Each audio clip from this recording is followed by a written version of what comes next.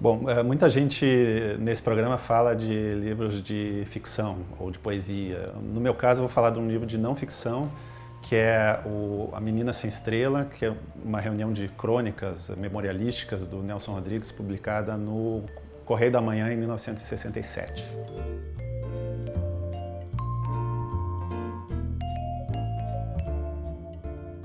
Bom, essa é uma reunião de textos em que o Nelson Rodrigues faz uma rememoração da própria vida. Ele teve uma vida muito trágica, viu o irmão sendo assassinado, ele teve uma filha que nasceu cega, e daí o título do livro, A Menina Sem Estrela. Ele passou por períodos de pobreza extrema, foi internado em sanatórios de tuberculose, e ele faz uma mistura disso, como é muito típico da obra dele, desse caráter trágico da própria vida com algo muito cômico também, que se dá por meio do estilo dele, que é caracteristicamente obsessivo.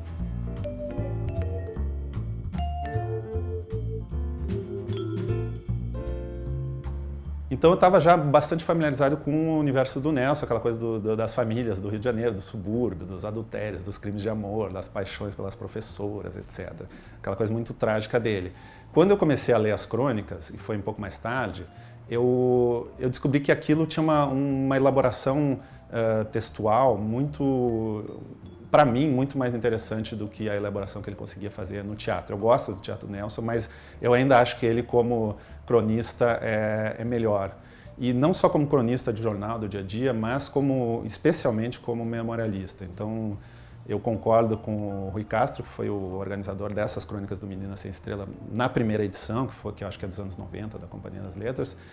Ele acha que ali está o melhor Nelson Rodrigues, e eu concordo com ele. Ali são crônicas, acho que publicadas ao longo de alguns meses, 6, 8, 10 meses, eu não sei, num ano específico, e que cobrem muito mais do que aparentemente elas cobrem, que é aquele dia a dia da época, assim, né? Ele acaba entrando em searas muito mais importantes dos costumes brasileiros, da história brasileira, da política e da relação dele como artista com essa realidade.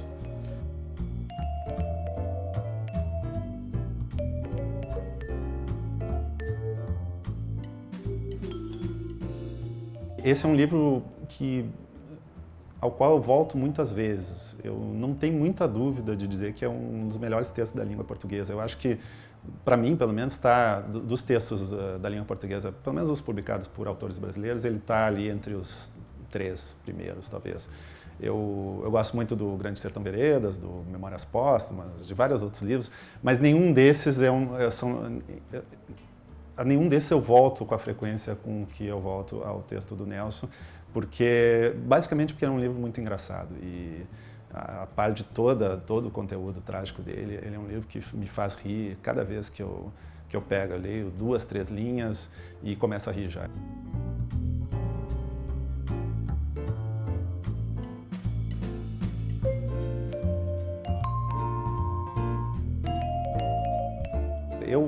Cada vez mais eu me dou conta que o que eu gosto num livro, pelo menos para fazer com que ele se sobressaia, né, em relação aos outros, é quando eu percebo que o escritor está sendo ele mesmo ali. É uma coisa totalmente subjetiva, né, porque ele não está sendo ele mesmo, na verdade, ele está fazendo literatura.